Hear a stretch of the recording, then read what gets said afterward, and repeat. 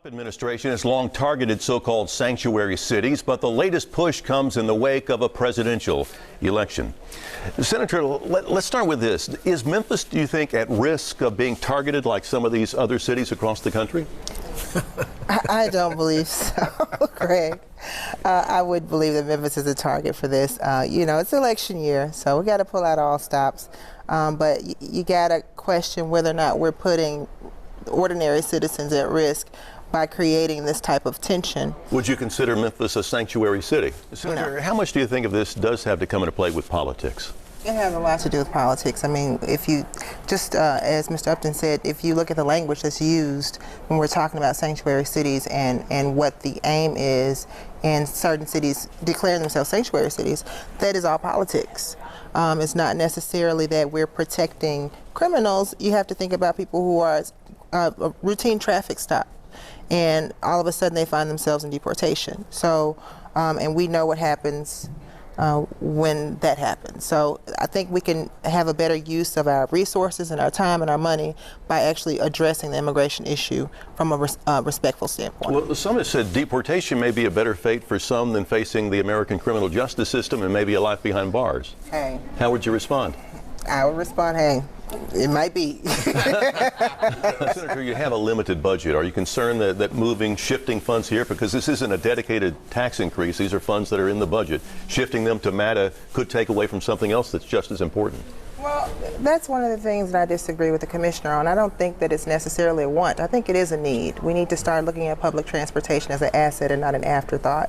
I mean, Memphis is a very auto-centric metropolitan area, but we have a very sprawling job opportunities where we have people that need to get to work. And with us having 181,000 people living in poverty, we have to provide some means of transportation. If you look at the major cities that have seen significant growth, they have public transportation that meets the needs of the citizens that live there.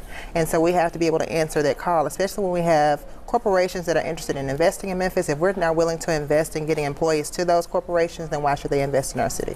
Or our county, for that matter. What kind of difference do you think we'll see in transit? Well, I'll tell you this. The buses are old. We need more routes. We need the buses to be able to get to those who are in the core, to be able to get them to work. And we also, I don't know if you all have seen the bus station, but it needs some help. I mean, it's practically dilapidated. And so, you know, I'm questioning the safety of MATA workers. If we're not investing in MATA, we're going to have some real issues. Senator, were you disappointed when you heard that this was going to now be a referendum? I was disappointed because we've been having this conversation for quite some time now, and the machines are quite old. I think they're about, what, 15 years old or so? And we do need machines that can give us a verifiable paper trail. We have issues with voters not having confidence in our elections already, and so we don't want to further deter voters by not addressing the immediate need to replace it. Yes, you could. You know, Senator, as you take a look at this, you've campaigned before. Do you have an issue with being alone with a male reporter, for instance? I will say I have a rule that I do not meet with males without someone accompanying me, and I think it's just a sign of the times, Greg, to be honest with you. That was my next question. Yeah, Is this just a sign of where we are? I mean, we're in the middle of the Me Too movement. There are different perspectives on this. Some see it as though we're denying access to women that a male could have, but for me, I think it may be a good practice on his part. I mean, he knows himself better than anybody else does, whether he needs to have a chaperone in the room with him. I mean, I know pastors here, and I know this is a difference between politics and pastoring, but I know pastors here who won't take meetings with women without the door open or without a male or female accompaniment in the room. I don't take meetings with men in the legislature without my door open. That's just my policy. And I think that it's personal to the person, and we make issues out of this that don't really need to be issues sometimes. How did you take this when you saw this, Commissioner? You've campaigned for political office before as well. So, for political office, are we kind of in an era of gotcha politics? I think so.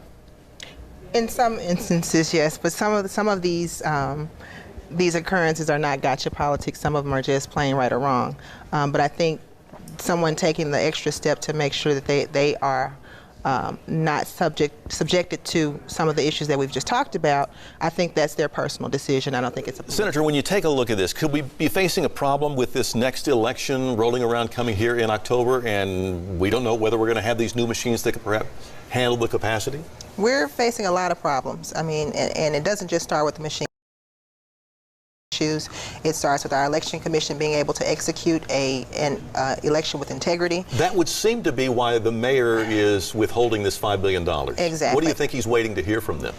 I think he's waiting to hear that they're going to answer the call to be able to facilitate an election that runs well. I mean, Memphis has received national attention for some of the issues that we've had with elections, and we have to make sure that not only the process is protected, but the voters are protected from feeling like we don't, they don't count or they don't have faith in the process. And I think that's part of what Mayor Harris is trying to do. I think it is a bit dangerous because of the critical elections that we have coming up, but sometimes you got to put your foot down and ask. Quickly, what do you think the Election Commission has to do to create these equitable solutions? I think they have to do exactly what Mr. Taylor said, and it's carry out the process the way it should be carried out, and have some consistency. When we're talking about early voting, most elections are won in early voting, and so if you take away the ability for the voter to get to a location that is convenient to them and that they're used to going to, then you see what happens in that election. Luckily, we didn't suffer at the hands of that election last time, but who knows what will happen. But I mean, if we don't update our machines, we're looking at voting on machines that are older than the iPhone. Senator, when you take a look at this, many people are calling for the United States to release immigrants as soon as possible once they cross the border, even if they're crossing illegally. This would seem to illustrate there's a vulnerability to a certain population that does come across. How do you address that catch-22? I mean, there is a vulnerability. I mean, our nation's response was to strip children away from their families. That's the core of the issue. Well, these are unaccompanied minors, which would seem not to fall in that category. Well, that too, but you have to think about our response to immigration, first of all. I mean, you have an issue with people coming to our country, and we want to be able to police the border. We want to be able to enforce that, but there are so many issues that come along with that. And when you have unaccompanied minors who have been lost, 1,500 unaccompanied minors, I mean, that's ridiculous. Unacceptable, yes. But we have, I mean, there have been 1,200 cases of minors in our system who've had sexual assault cases. Just from being detained. So I mean, how do you balance that with such an administration? How do you balance, yes, we want to protect these people, regardless of the immigration status, but yes, we also have our own issues that we need to work with. And Senator Robinson, you spoke about there's just not a lack of support for this. Why do you think that is the case? There is a lack of support on the Republican side. Like I said, there are only 4 senators that came out to say they would support the impeachment, but I think to further expound on what Chairman Harris has said, I think it's going to have the opposite effect in Tennessee and in the Mid-South. You're going to see a lot more of presidential supporters coming out in support of Trump. So we'll have to deal with that on the back end. And Senator Robinson, how do you think that, there were some teachers that spoke at that meeting earlier this week that are saying, I can barely afford to pay my bills. Right.